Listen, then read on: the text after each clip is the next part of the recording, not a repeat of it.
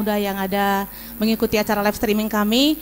Malam ini kita berjumpa kembali dengan kami, keluarga Imaging Ministry dalam acara Cakap-Cakap tentang Tuhan.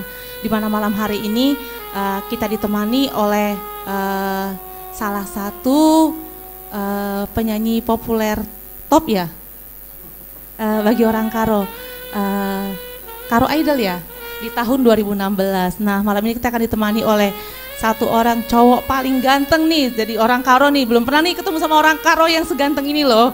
Bener, ini jujur loh. Ini jujur dari hati. Nah, malam ini kita akan ditemani oleh Bang Jo.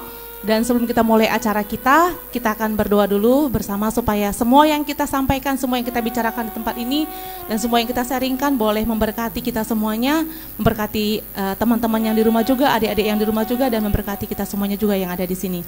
Mari kita tundukkan kepala, sama-sama kita berdoa. Sama seperti malam hari ini kita punya tema yaitu strong in the emptiness. Nah, kalau kita berpikirkan strong in the emptiness, nah bagaimana kita menemukan kekuatan sedangkan kita berada dalam kehampaan, kita berada dalam titik terendah dalam hidup kita gitu loh. Dimana bagaimana kita bisa menemukan kekuatan di tempat itu gitu loh. Nah, kadang-kadang kan kita dalam hidup kita ini kita berada pada posisi yang sepertinya tidak ada jalan keluar, kita menemui jalan buntu dalam hidup kita gitu. Tapi benar tadi seperti lagu yang dinyanyikan sama Bang Jo, bahwa tiada mustahil bagi Tuhan. Saat kita bersama dengan Tuhan, saya katakan bahwa walaupun kita sendiri, kita tidak pernah kesepian. Kenapa? Karena ada Tuhan yang selalu bersama-sama dengan kita. Amin. Nah, jadi malam hari ini kita akan dengar kesaksian dari Bang Jo, bagaimana Bang Jo bisa sampai berada pada posisi yang sekarang ini. Dan sebelumnya kita kenalan dulu sama Bang Jo, karena kan tak kenal maka tak sayang. Jadi kita harus kenalan dulu supaya kenal dulu sama Bang Jo. Nah, karena kan kita juga baru kenal ya kan Kak Tirsa, baru jumpa hari ini. Pertama kali jumpa ya Kak? Baru pertama kali jumpa, cuman kenalan dari WA dari media sosial ya. Iya, dari medsos. Ternyata media sosial ada fungsinya juga ya Kak? Iya, benar. Dan jadi malam ini kita akan kenalan dulu sama Bang Jo. Kita mau cari tahu nih namanya siapa ya kan, sekolahnya dulu di mana, udah kuliahnya di mana, nah sekarang kerjanya di mana. Nah, kita akan tanya dulu sama Bang Jo. Boleh Bang Jo kenalan? Ya, shalom semuanya. Shalom. Ya, perkenalkan saya bersyukur sekali bisa diundang gitu ya untuk terlibat dalam pelayanan malam hari ini di Amazing Ministry. Ya, saya namanya Jo Martinus Tepu. Ya, saya domisili di Medan dan bekerja di Medan sebagai freelance singer dan pelayanan juga. Ya, mungkin itu perkenalan singkat mungkin dari saya. Terima kasih. Jadi Bang Jo ini juga selain melayani di dunia sekuler juga ya pelayanan juga ya di gereja gitu. Jadi ya, kita memang dalam hidup ini tidak boleh berat sebelah ya. Jadi harus seimbang. Kita juga bekerja, kita juga melayani. Kenapa? Karena apa yang kita lakukan semuanya, kalau kita cuma bekerja kita akan mengalami kekosongan. Tapi kalau kita imbangi dengan juga kita melayani, maka sisi kosong yang ada dalam hidup kita itu akan diisi oleh yang namanya kebenaran firman Tuhan. Yes. Bukankah begitu Kak Tirsa? Nah, jadi selanjutnya kita akan dengar nih dari Bang Jo, karena kan kita kan baru tahu ya kan Kak. Yeah. Ternyata Bang Jo ini Karo Idol gitu loh. Karo Idol di tahun 2016 gitu kan. Nah, jadi bagi anak-anak muda semua yang ada yang mengikuti acara live streaming kami, dan terutama orang Karo, pastiin kalian kenal sama Bang Jo. Masa nggak kenal sama Bang Jo gitu kan. Jadi ayo kita akan tanya sama Bang Jo, bagaimana sih jalan ceritanya bisa jadi Karo Idol.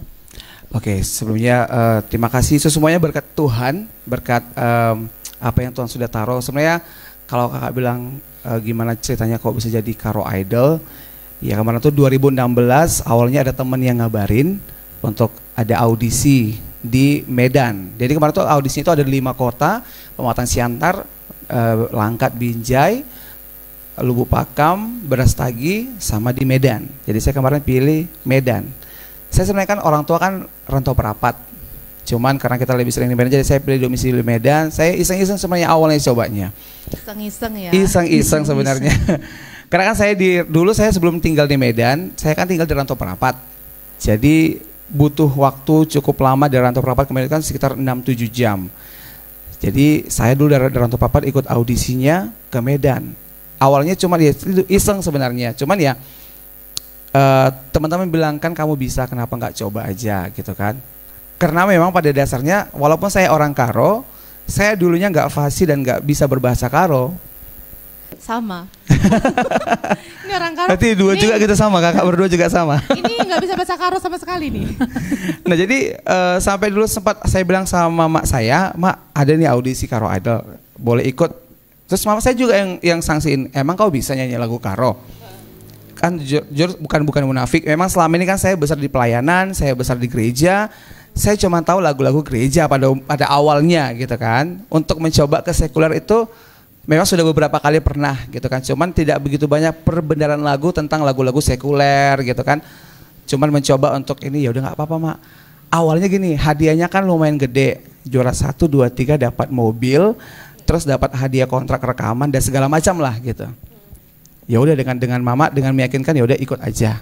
Ya puji Tuhan audisi. Jadi peranan mama penting juga ya. Ya orang tua penting dong. Itu restu doa orang tua itu penting. Jadi buat teman-teman di luar sana anak muda, apapun pilihan kita, kalau kita rasa kita mampu harus tanya orang tua dulu. Yes. Kalau orang tua bilang ya, ya. Kalau orang tua bilang tidak, ya mungkin kita bisa pikirkan lagi 2 kali gitu. Karena memang orang tua saya mama memberikan semangat, support, kasih izin, maka saya berani untuk melangkah gitu.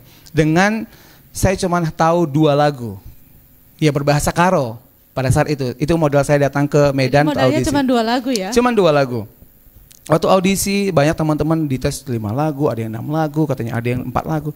Saya sempat pesimis waktu audisi kan. Cuma 2 lagu saya persiapin. Kalau dia minta 1 lagi saya nggak tahu mau bawa lagu apa. Tapi gitu saya nyanyi 1 lagu sudah oke semua jurinya. Hanya 1 lagu dari 2 lagu yang dipersiapkan dengan 1 lagu langsung lolos. Dan saya percaya itu semuanya karena campur tangan Tuhan juga. Karena semenjak saya audisi demi audisi, bapak demi bapak saya lalui di sana, hampir lebih kurang 3 bulan proses yang saya jalani itu semuanya berkat kemurahan Tuhan. Kenapa saya bilang, saya ini kan anak Rantau Prapat, kampung. Ya kampung lah. Rantau Prapat itu kota loh. Ya kalau dibandingkan Medan kan jauh lah itu. Ujungnya Sumatera Utara lah itu sebelum masuk ke Riau kan. Jadi ya persiapan itu nggak yang nggaknya banyak kali gitu. Saya juga ke Medan bawa baju apa adanya. Mungkin teman-teman di sini semuanya kan pada sewa desainer, pada ini baju semuanya. Saya enggak. Saya cuman bawa apa yang saya punya sampai di Medan. Tapi puji Tuhan saya percaya itu mujizat Tuhan.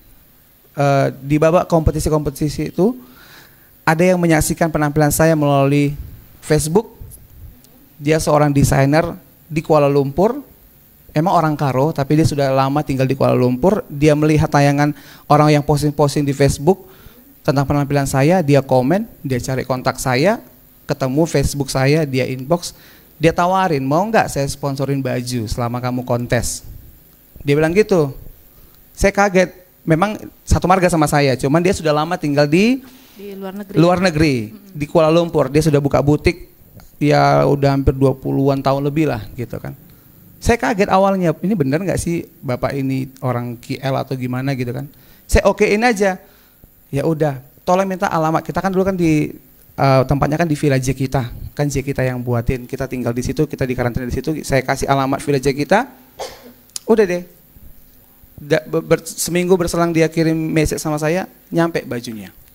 Jadi benar kalau umpamanya itu sesuatu yang dari Tuhan ya kan, pasti Tuhan juga sediakan segala sesuatu yang kita butuhkan untuk kita melaluinya gitu. Betul. Jadi kalau itu jalannya Tuhan, Tuhan juga memberikan jalan keluar dan juga Tuhan menyediakan segala keperluan kita. Dan kakak tahu, baju yang saya bawa di Rantau Prapat itu tidak saya pakai. Satu pun. Itu semua baju yang dia kasih itu cukup. Saya tuh dari babak 30 besar sampai final itu ada memakai 8 kostum. Dan itu semua cukup. Semuanya dari dia? Iya. Baju yang saya bawa di Rantau Prapat itu sama sekali nggak kepake di koper. Haleluya. Luar biasa. Tuhan sediakan semuanya. Dan saya pikir luar biasa gini Kak. Yang saya pikir itu baju cuman biasa kan kalau sponsor siap pakai pulangin. Saya tanya, "Pak, itu bajunya gimana?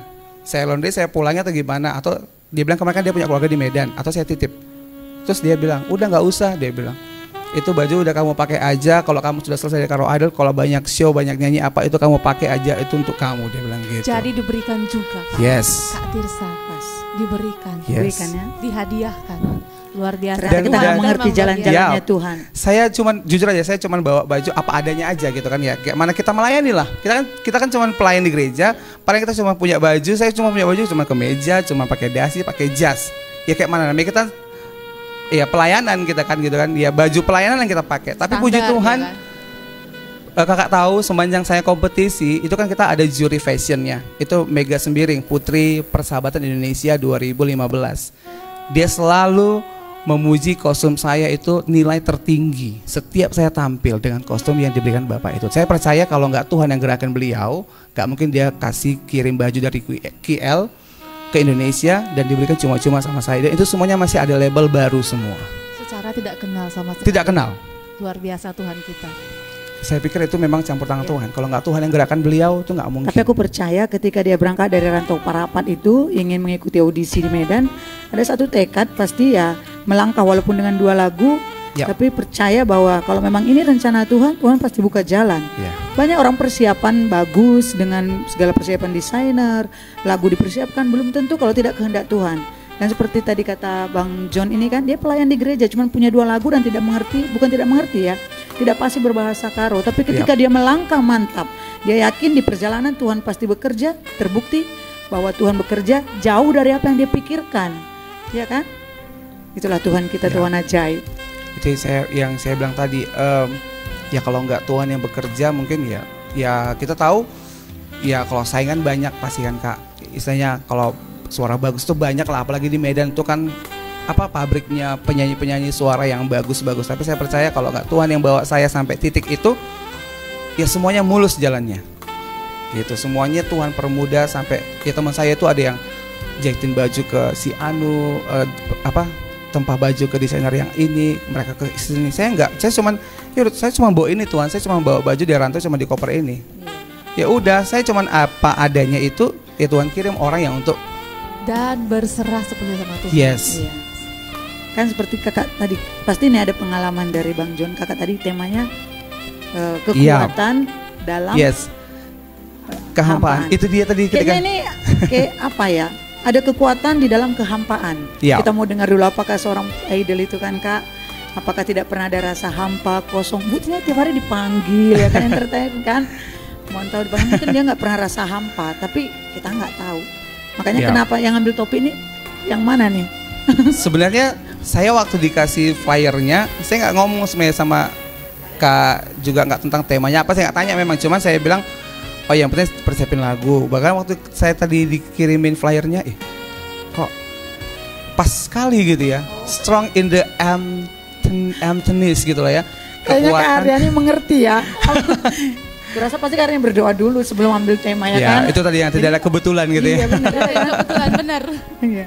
Aku tadi pas dia Kak dikirimin flyernya ke saya, kok temanya kayak memang lagi yang saya alami juga saat-saat inilah gitu ya.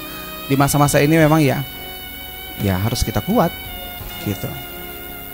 Ya kuat di dalam Tuhan lah pasti. Ya Jadi, kalau ya kita mau tahu nih kan Kak, Iya.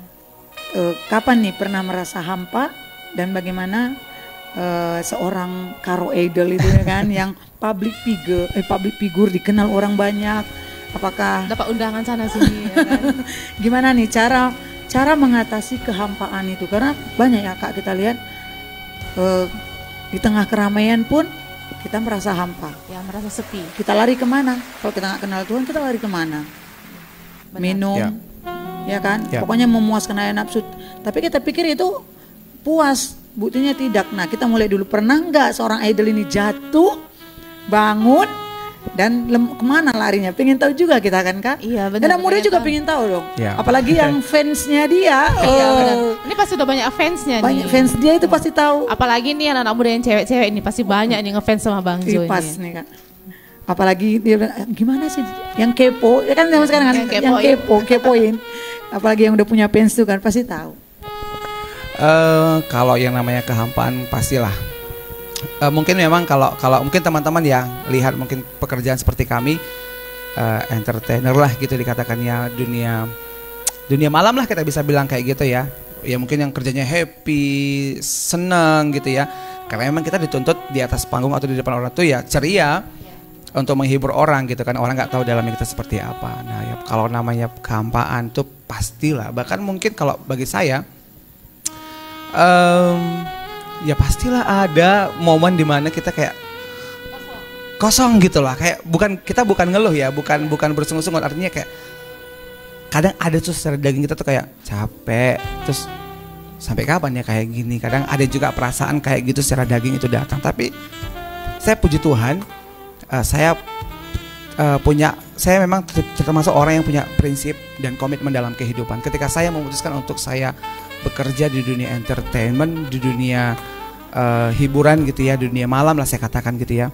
Saya komitmen dalam hidup saya bahwasanya apapun yang terjadi, apapun yang saya alami, saya memang tujuannya untuk masuk ke industri ini untuk menunjukkan bahwasanya seorang seniman gitu ya, atau seorang entertainer itu nggak seperti apa yang dilihat orang yang diberitakan di luar sana, yang dunia gemerlap malam, yang dekat dengan narkoba, drugs, seks bebas, apalah segala macam. Nah saya dari dulu pengen terjun ke sini tuh pengen nunjukin bahwasanya kita seorang seniman, pekerja seni juga bisa kok gitu dekat dengan Tuhan, dekat dengan pelayanan, punya waktu juga untuk melayani Tuhan, punya waktu juga untuk memberi hati, untuk membawa orang-orang juga datang kepada Tuhan. Dan itu saya bersyukur saya punya kehidupan tuh yang punya prinsip komitmen seperti itu. Jadi ketika saya merasakan kehampaan ya, saya selalu terbangun itu pagi-pagi buta gitu, jam-jam 1, jam 2 ya, saya doa sama Tuhan, saya angkat pujian, saya di situ merasa kayak dipuaskan gitulah.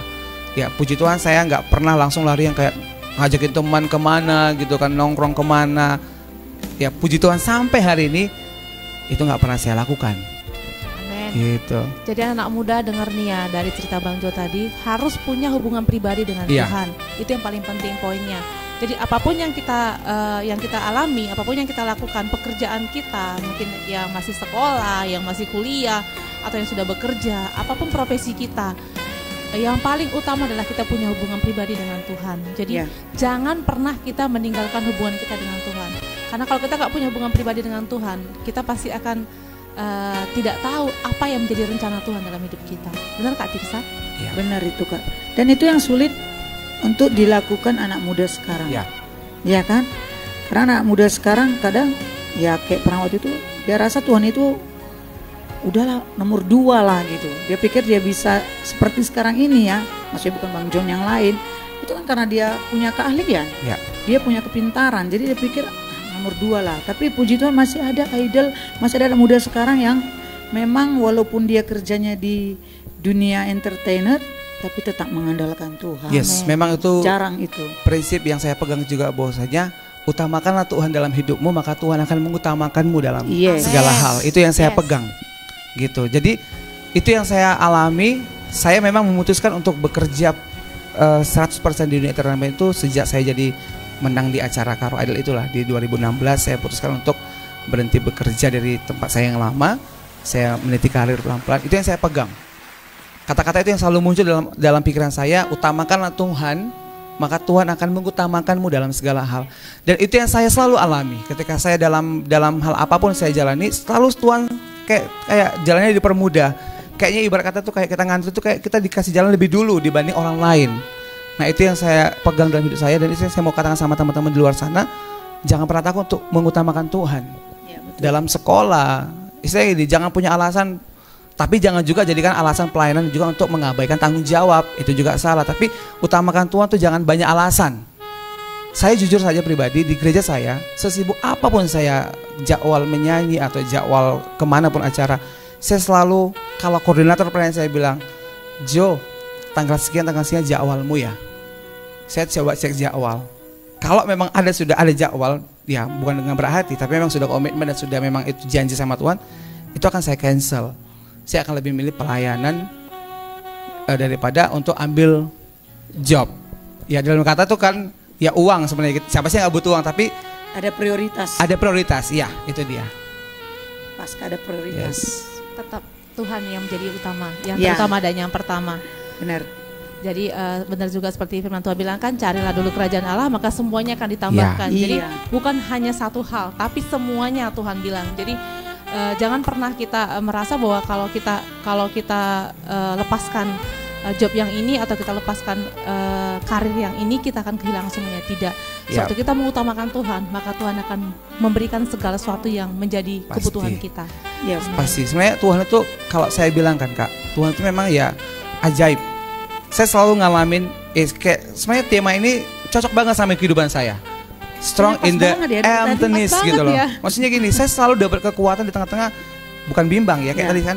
Jujur saya pernah hari ini saya ada pelayanan, tapi saya ada pekerjaan gitu kan. Saya udah oke, saya pilih pelayanan, saya batalin. Tapi beneran nggak diduga-duga, lepas saya pelayanan langsung telepon saya dering. Jo, bisa nggak gini tanggal yang lewat satu hari itu dengan nominal budget Lebih. 2 kali lipat dari apa yang harus saya hanguskan. Haleluya. itulah kalau kita prioritas ya. Yes, itu sering saya alamin. Jadi Dan itu yang sukar untuk dilakukan.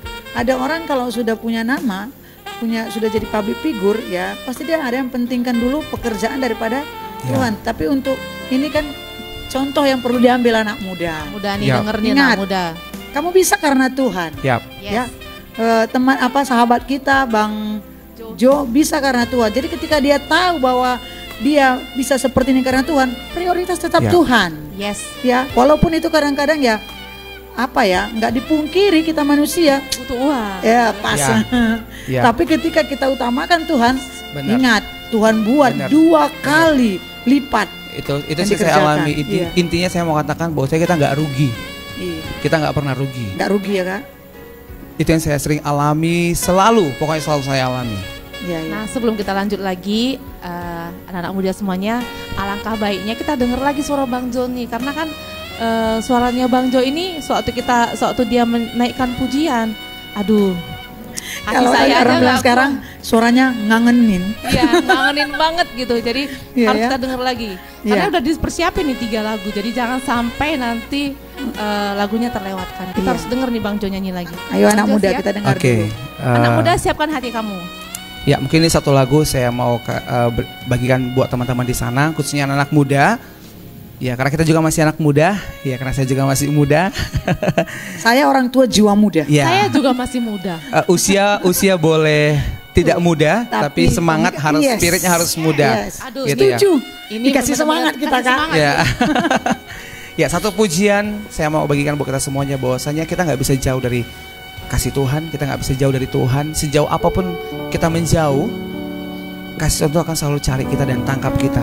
Jadi marilah sebagai anak muda tetap andalkan Tuhan dan utamakan Tuhan di masa muda. Saya percaya kalau kita andalkan Tuhan di masa muda kita, yakin percayalah masa depan kita juga Tuhan persiapkan akan lebih baik dari apa yang kita rancangkan. Satu lagu sungguh indah. Bagus banget. Suaranya Kak, Iya. pantas juara.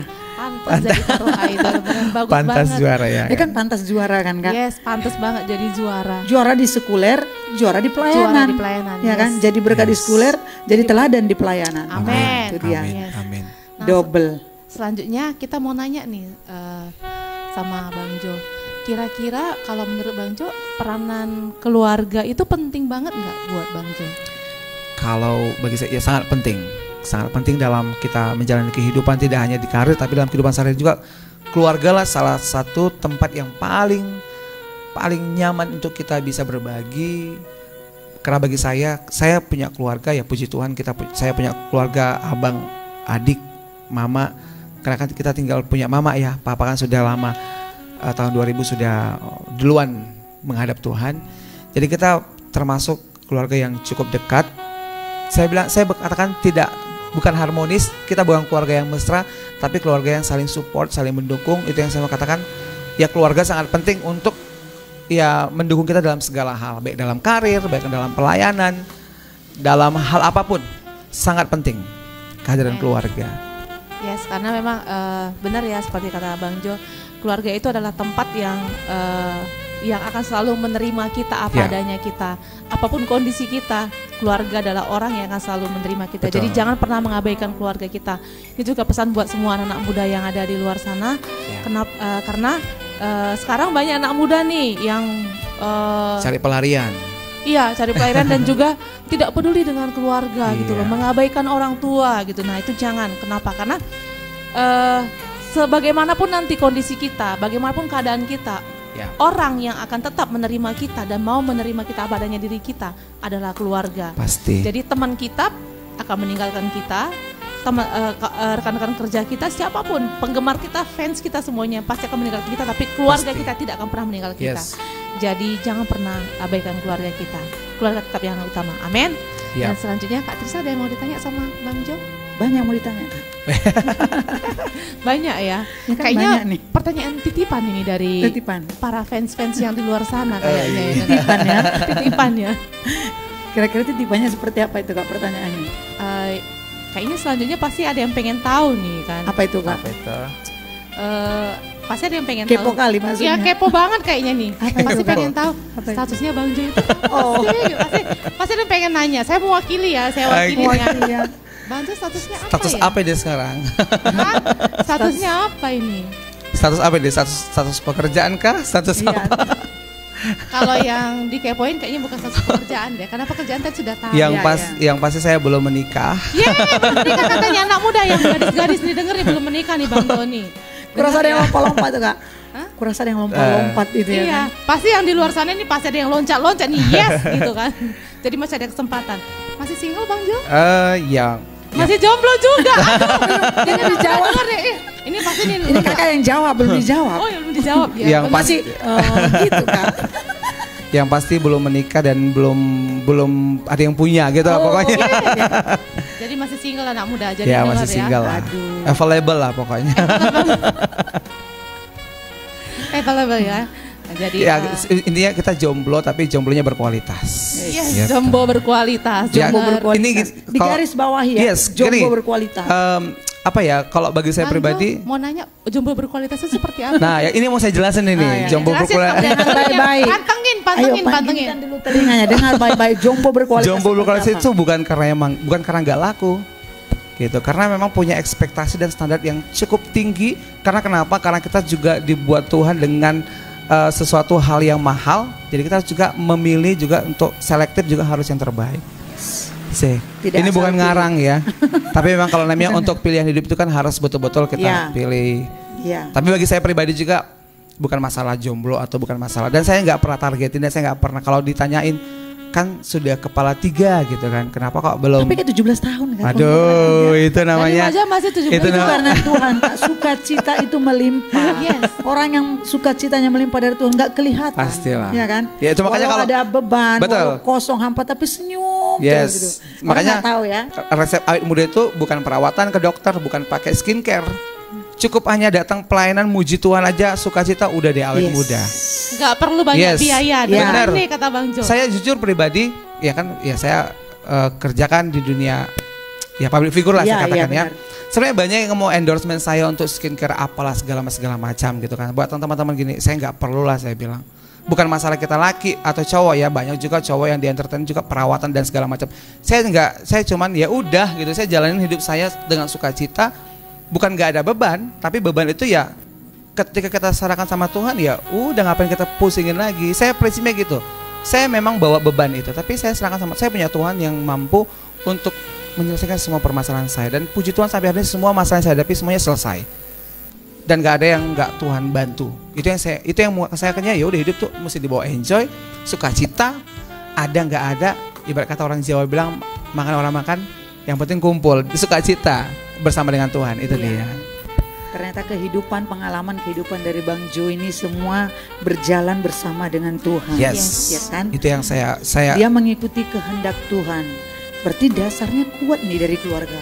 Itu kan? Ya kan Bang Jo ya? Pasti. Ya kan, ya, pengenalan bisa akan dibilang. Tuhan Ya. itu kan dimulai dari keluarga. keluarga. Bagaimana keluarga membimbing, ya kan? Sampai dia bisa seperti ini. Ya saya bilang tadi public figure nggak mudah loh menjalani dunia entertainment. Yes. Banyak Benar. godaan, Itu dia. cobaan. Ya, saya bersyukur punya mama yang cukup cerewet. Wis. Iya. Kira-kira beruang apa? Kalau orang Karo bilang merambit, Merambit. sehkel merambit. Nah gitulah. Kok udah sehkel itu kan, jujur aja kan kalau kita mau apa tuh, kalau kita lagi jalan ini keluar gitu kan, kita beli gorengan di pinggir jalan, sampai di mobil, jangan makan dulu, doain dulu. Mungkin bagi banyak orang tuh, Ngerok bahkan kali kita yang seusia kita tuh kan kayak apa sih mama ini gitu kan, makan goreng aja mesti pala berdoa kali gitu kan. Cuman itu mungkin hal-hal dasar yang membuat kita akhirnya dalam ketika kita sendiri keluar menjalani hidup kita kuat gitu loh.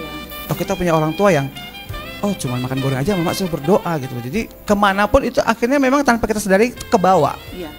Kemanapun kebiasaan itu akhirnya kalau kita sendiri pergi kemanapun terbawa gitu loh. Walaupun mungkin kalau kita bersama apanya mama ini gak usah pala rohani kali lah, makan gorengnya pun berdoa gitu kan. Atau itu doanya lama lagi. Aku suka dengar anak muda kalau ngomong apa yang main rohani kali. Enggak, kalau doanya Kan Tuhan banyak gitu maksudnya kan. Banyak anak muda pasti Nggak gitu terima kan. dia. Udah Benar. Rohani kali kan. Terus kalau yang paling gak suka itu kan cuma doa mau makan snack. Kok doanya kayak doa siapaan gitu. Tapi saya bersyukur dengan itu yang membuat akhirnya kebiasaan itu kalau saya pergi sendiri ke bawah. Jadi Tapi kalau mama dengar ini pasti bilang, ingat apa yang kubuat memang pertama kita nggak terima, tapi dibentuk dari dasar kan sampai sekarang bisa iman itu. Memang kalau rohani kali itu pun berdoa, snack aja pun berdoa. tapi bagi saya pribadi kok teman-teman di luar punya mama yang kayak gitu atau punya orang tua bapak atau siapa atau tante kita atau bibi kita, ya itu juga ada positifnya ketika nanti kita udah jalan sendiri, kebiasaan-kebiasaan itu juga akan terbawa sama kita kok. Itu akan membuat kita semakin mawas diri terhadap apa yang akan kita lakukan. Gitu. Ya. Benar. Setuju ya kak? Kak jangan ditanya buru apa ya kak? Bro, Jangan kak. jangan ditanya bro apa. Oh Bibi itu kalau ya? dibilang kalau nggak apa-apa sih. Kalau orang Karo tuh pokoknya buru yang paling cerewet itu udah ketahuan Udah sih tahu seluruh ya. dunia tuh orang Karo sedunia Karena salah tahu. satu hostnya beru yang cerewet. Itu nggak terbantahkan oleh orang Karo sedunia pasti mengakuin. Yang cerewet itu paling itu buru ginting namanya. Tapi Apa itu ya kak ya? Yang mana ya? Ada yang nggak terima. tapi saya percaya lah kalau bersyukurlah kita punya orang tua itu yang cerewet.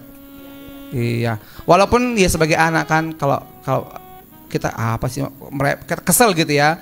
Siapa sih kalau anak kok dicerewetin pasti kesel. Tapi saya percayalah teman-teman kalau ada orang tua kita yang cerewet tuh bersyukurlah daripada kita punya orang tua yang udah pigi atau nggak pernah ngomentarin, nggak pernah ngomelin, itu juga perlu dipertanyakan kalau ada yang seperti itu kok. Tapi menurut saya sih pasti semua orang tua cerewet lah kok sama anaknya pasti. Gitu.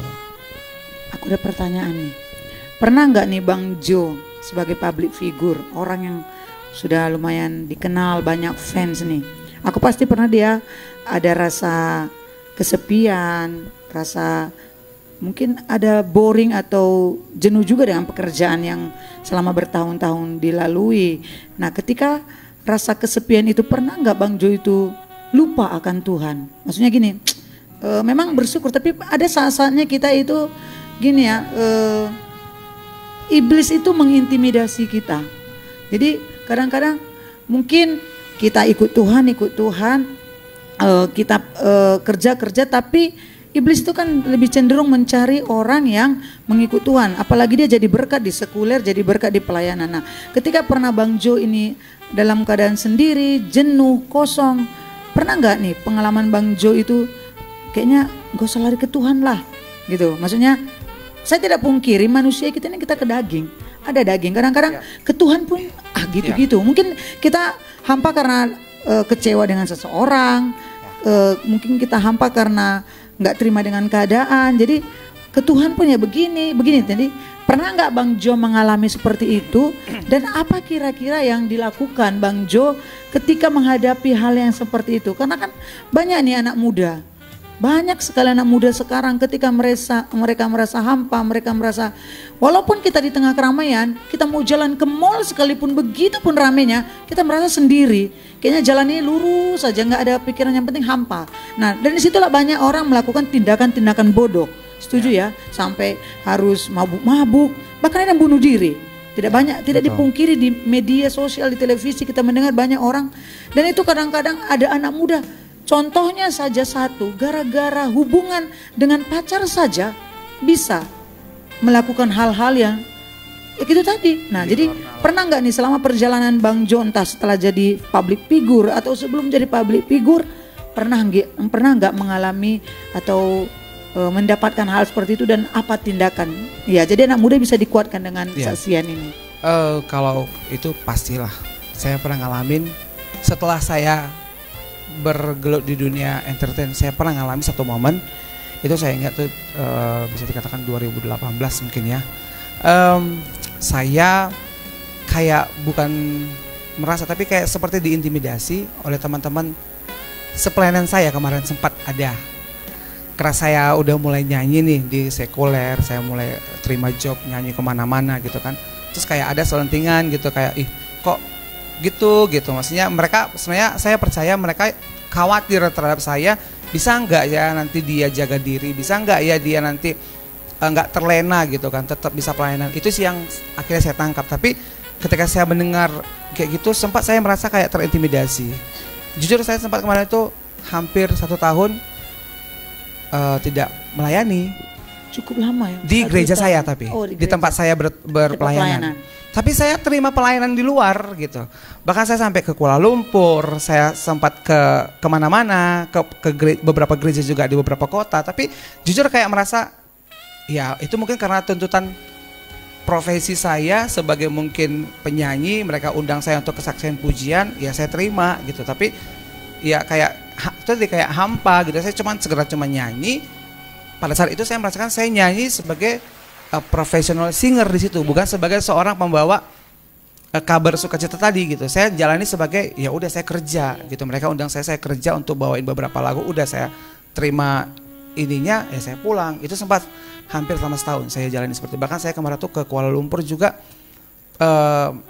sempat mengalami fase-fase itu gitu. Tapi satu sisi di momennya saya dapatkan waktu di tahun baru kemarin 2019, itu saya mulai berdamai sama diri saya, bahwasanya teman-temanmu itu nggak kayak gitu.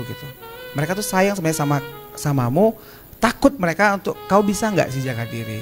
Jadi aku kembali, berarti aku sama ini ke diriku gitu, yang menganggap mereka tuh nilainya negatif ke aku gitu kan. Pikiran negatif lah ya. Iya, mungkin. tapi ternyata saya mulai, ya yang saya lakukan sebenarnya ya introspeksi diri kembali gitu. Saya nggak nyalain siapa-siapa, saya kembali introspeksi diri. Ya kalau memang mereka tidak mau berpikiran negatif, ya buktiin gitu. Buktikan kau di dunia seperti ini bekerja, tapi tetap tanggung jawab dan kehidupanmu tetap terjaga dan tetap di jalan Tuhan. Itu yang akhirnya saya dapatkan. Saya introspeksi diri, akhirnya saya berdamai sama diri saya. Akhirnya saya ya ketemuan kembali spirit tadi, itu spirit dalam pelayanan, spirit saya untuk ya hidup di jalannya Tuhan, itu saya kembali lagi dapatkan gitu. Jadi saya nggak nyalain siapa-siapa, saya kembali introspeksi diri saya, entah apakah memang saya ada yang salah dalam diri saya gitu. Itu sih yang saya lakukan gitu. Saya nggak kemana-mana, saya nggak lakukan apapun. Saya kembali introspeksi diri saya, apa yang memang betul saya harus perbaikin gitu. Ya akhirnya saya berdamai, dan saya berdamai dengan situasi, saya berdamai dengan keadaan, dan semuanya ya kembali seperti biasa. Dan spirit salah itu satu hal yang paling sulit kita lakukan, berdamai dengan diri sendiri. Iya. Itu pengendalian diri loh. Ya, betul. Benar. Kadang ketika kita berdamai, iblis coba mengintimidasi. Ya kita coba berpikiran positif, ini karena temanmu sayang kamu loh. Ya. Ini karena temanmu mengasihi kamu, dia takut kamu jatuh. Tapi kita di telinga ini iblis bilang, enggak, dia iri sama kamu.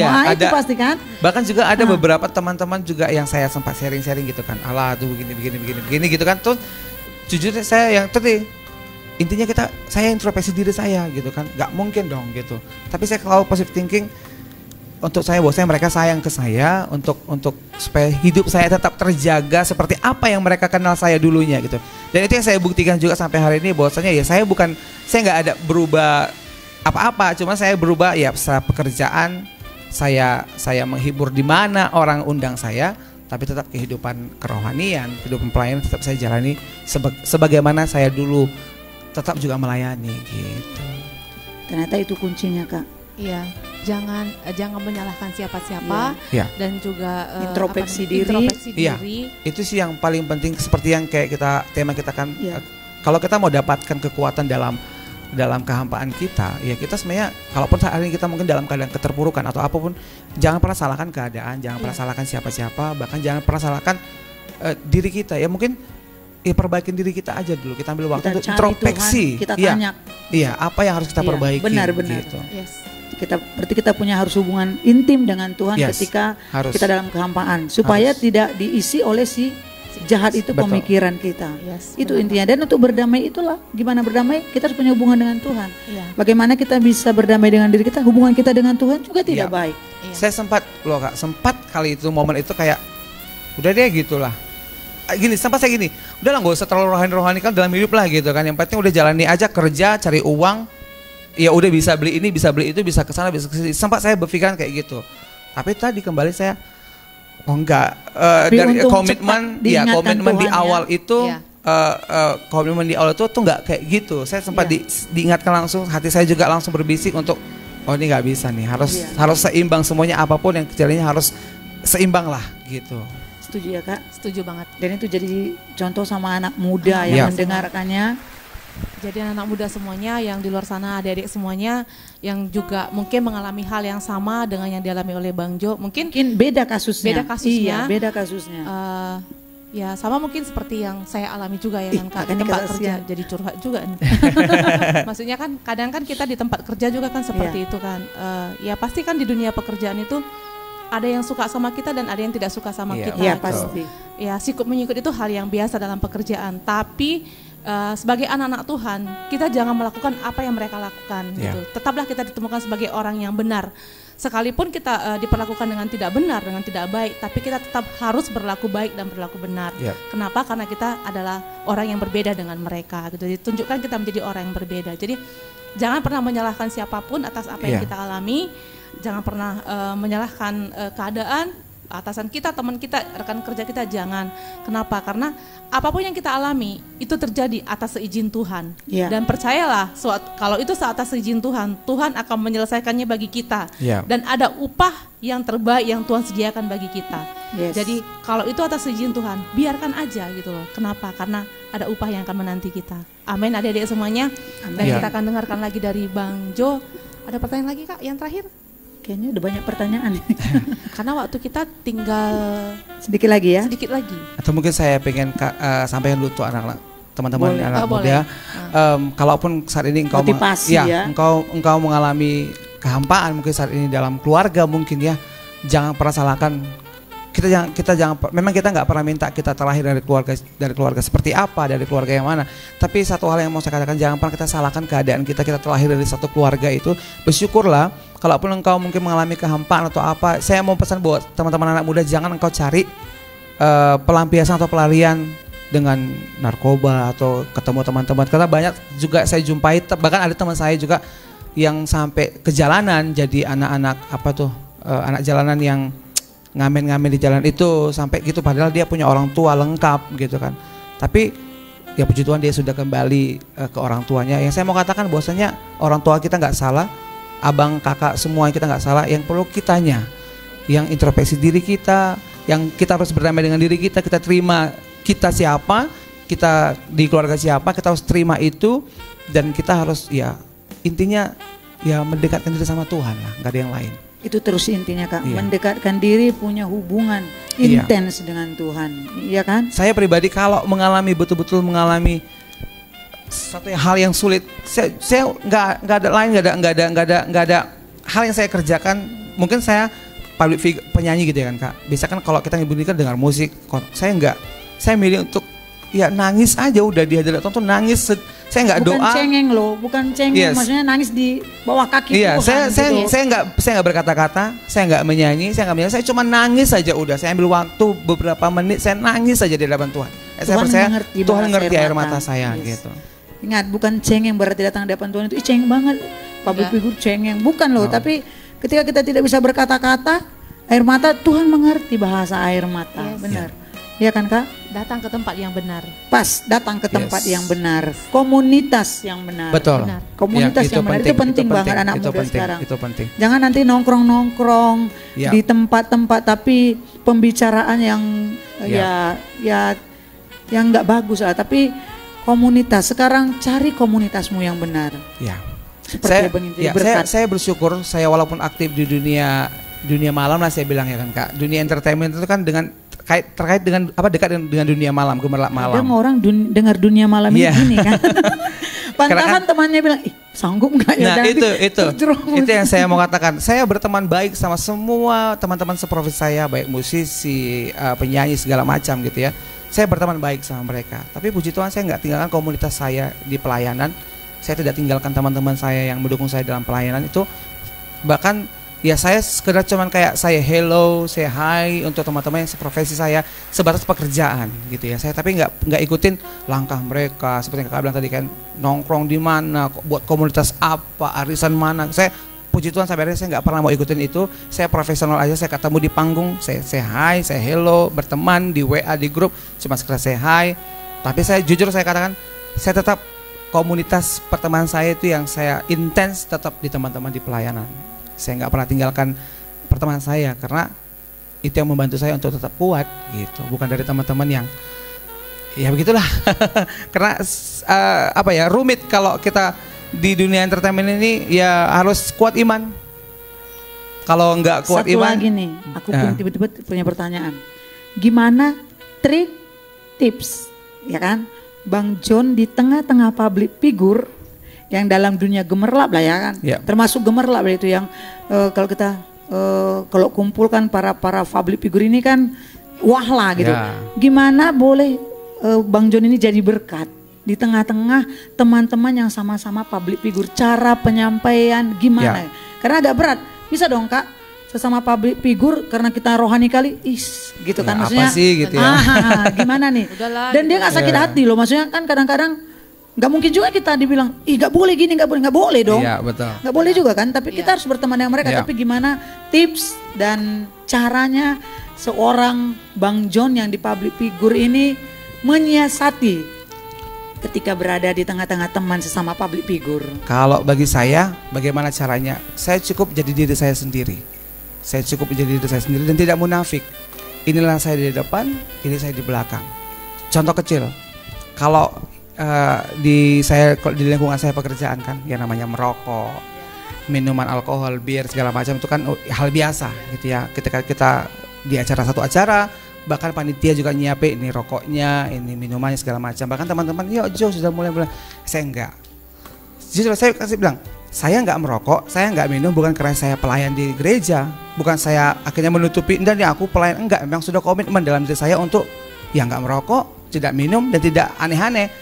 Tapi sekali lagi saya mau katakan, bukan saya karena pelayan di gereja, bukan saya menjaga nama baik gereja saya, enggak, tapi memang sudah rohani kali. Iya, tapi memang sudah komitmen saya sama Tuhan, saya datang ke sini mau jadi berkat. Dan ya ketika juga teman-teman itu melihat saya, ya bagaimana saya di depan mereka, bagaimana saya di belakang mereka, ya nggak ada perbedaan gitu.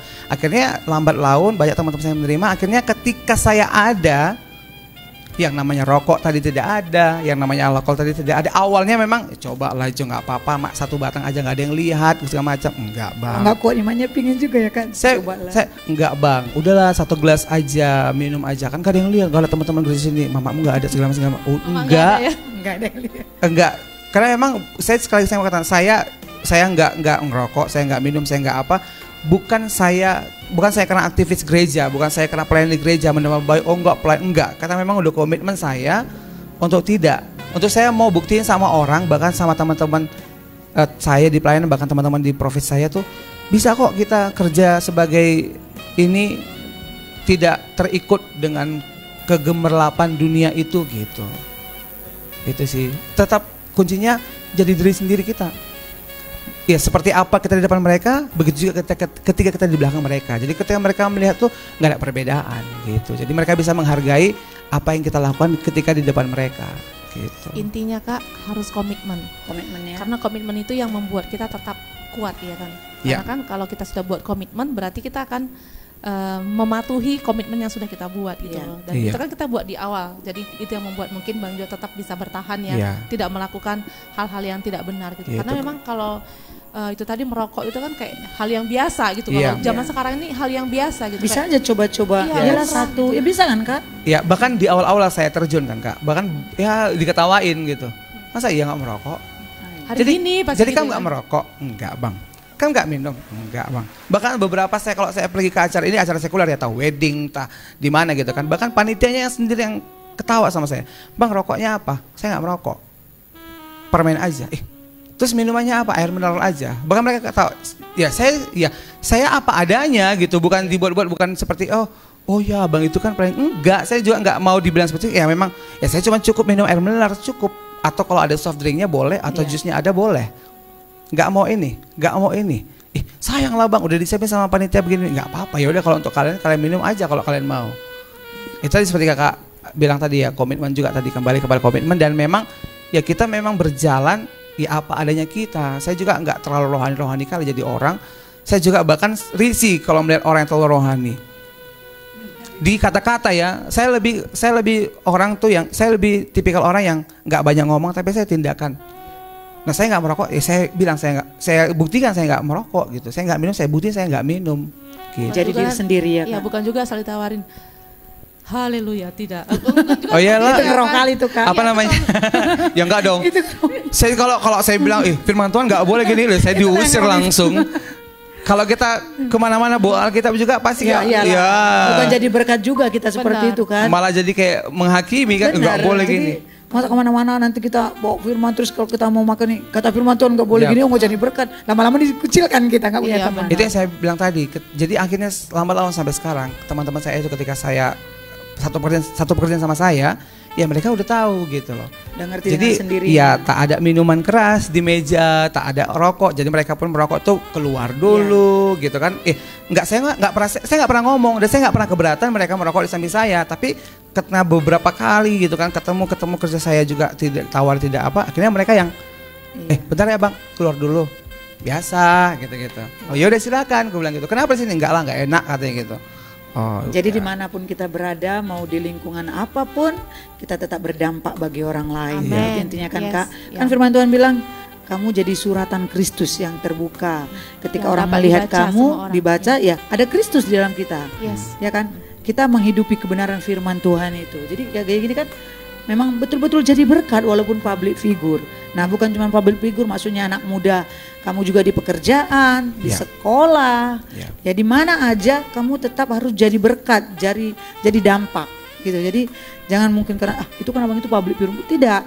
Anak muda sekarang, ayo pacu keinginan, bikin komitmen bahwa kita harus jadi berkat, jadi dampak, mau di pekerjaan kita, di lingkungan sekolah, di lingkungan mana aja kita harus jadi dampak. Nyatakan bahwa kamu itu betul-betul pengikut Kristus, yang kamu tidak hanya sebagai pendengar firman, tetapi jadi pelaku firman Tuhan. Itu ya Kak ya. Amin. Nah itu tadi hari ini kita sudah dengar kesaksian dari Bang Jo. Kita sudah dengar bagaimana Bang Jo tetap bisa hidup dalam kebenaran, tetap melayani Tuhan, tetap eksis di karirnya. Nah itu semua atas pertolongan Tuhan, dan juga ada dukungan keluarga dan punya hubungan intim dengan Tuhan. Dan yang paling utama tadi adalah punya hubungan intim dengan Tuhan dan juga punya komitmen dan tetap mengutamakan keluarga. Jadi anak-anak muda semuanya, adik-adikku semuanya, dan juga orang tua kami yang juga mendengar acara live streaming kami, mari kita tetap punya hubungan pribadi dengan Tuhan. Kita tetap cari Tuhan, apapun yang kita alami, jangan datang kepada manusia. Kalau kita punya persoalan, ini salah satu pesan saya, karena ini sudah saya alami nih. Kalau kita datang kepada manusia, kita akan mengalami kekecewaan. Tapi kalau kita datang kepada Tuhan, kita akan menemukan jalan keluar. Setuju. Jadi datang kepada Tuhan, menangis kepada Tuhan, berseru kepada Tuhan, maka Tuhan akan berikan kepada kita jalan keluarnya. Jadi mulai sesulit saat ini, apapun, seberat apapun di depan, kalau bersama Yesus, kita pasti bisa jalani. Bukan mesti mulus-mulus saja bersama Yesus, ya kan Kak? Pasti ada kerikil-kerikilnya juga. Dan itu membuat kita naik level, ke tingkat selanjutnya. Pasti. Jadi kalau kita menghadapi lembah kekelaman sekalipun, kehampaan, kekosongan sekalipun, yakinlah bahwa kamu tidak sendiri. Ada Tuhan yang selalu menemani kamu. Dan saat kamu terjatuh sekalipun, ada Tuhan yang akan mengangkat kamu. Jadi tetap berharap kepada Tuhan, taruh pengharapanmu kepada Tuhan, maka kamu tidak akan pernah kecewa. Nah sama seperti Bang Jo, selama karirnya Tuhan menyertai dia dan sampai hari ini tetap bisa eksis dan tetap menjadi berkat dimanapun dia berada. Itu luar biasa banget gitu loh. Jadi anak-anak muda semuanya, mari kita dengarkan dan juga ikuti teladan dari Bang Jo tadi, bahwa apapun profesi kita, apapun pekerjaan kita, dimanapun kita berada, jadilah berkat bagi semua orang. Terlebih lagi bagi keluarga kita. Jangan cuma jadi berkat di luar ya. Iya. Terlebih bagi keluarga kita, karena keluarga kita adalah orang yang sudah banyak berkorban buat kita. Jadi kita harus lebih banyak menyenangkan keluarga kita, karena keluarga kita yang paling utama. Nah itu jadi sebelum kita akhiri acara kita ini, Bang Jo ada lagi mau disampaikan? Mungkin satu hal yang mau saya sampaikan kembali buat teman-teman di luar sana, khususnya ini untuk anak-anak muda, ya, jangan pernah sia-siakan masa muda kita, gitu ya. Terus jangan pernah hitung-hitungan, percayalah buat adik-adik mungkin yang masih sekolah, remaja, gitu ya, yang kuliah. Percayalah kalau kita pergunakan masa muda kita untuk melayani Tuhan, kalau kita pergunakan masa muda kita untuk setia sama Tuhan, percayalah hari depan kita itu pasti Tuhan persiapkan, pasti akan Tuhan perhitungkan semuanya. Jadi Tuhan tuh nggak pernah berhutang. Saya selalu saksikan dalam hidup saya bahwa Tuhan tuh nggak pernah berhutang. Saya dari masa remaja, mulai dari SMP sudah pelayanan sampai hari ini, dan puji Tuhan semua apa yang saya mau, apa yang saya butuhkan, apa yang saya inginkan, semua Tuhan sudah jawab. Ya Tuhan sudah berikan gitu. Jadi intinya jangan pernah takut untuk berikan masa mudamu. Bersyukurlah engkau kalau sudah dipakai Tuhan di masa mudamu, semakinlah giat melayani Tuhan. Kalau yang belum ambil bagian, segera ambil bagian. Ya, untuk melayani Tuhan, pergunakan masa muda selagi kita masih muda. Kita masih kuat, masih energik, masih kreatif, pergunakanlah untuk melayani Tuhan dan untuk memuliakan Tuhan, baik dalam pekerjaan, sekolah, maupun dimanapun kau berada.